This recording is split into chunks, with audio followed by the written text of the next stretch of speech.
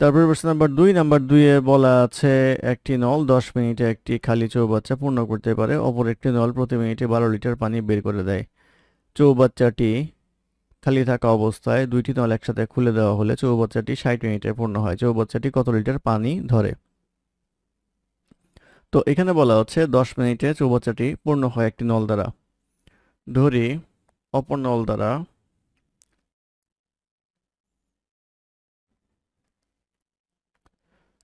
চৌবাচ্চাটি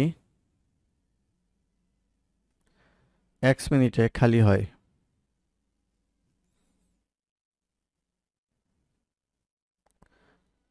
চৌবাচ্চাটি ধরে নিই x মিনিটে খালি হয়। যদি x মিনিটে খালি হয় তাহলে আমাদের যেহেতু 10 মিনিটে পূর্ণ হয় তাহলে 1 মিনিটে পূর্ণ হয় হচ্ছে 10 ভাগের 1 অংশ, আর খালি হবে হচ্ছে যেহেতু x মিনিটে খালি হয় তাহলে x ভাগের 1 অংশ।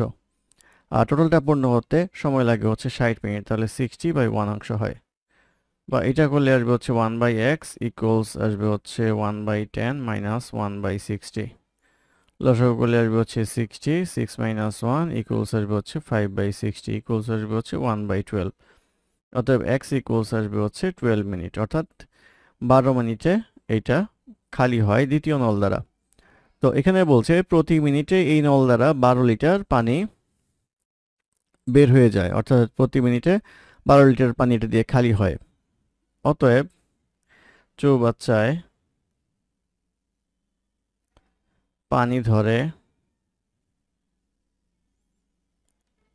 12 মিনিট ইন্টু 12 লিটার ইকুয়ালস আসবে হচ্ছে 144 লিটার, অর্থাৎ 144 লিটার পানি ধরবে। এটি হবে এই প্রশ্নের উত্তর।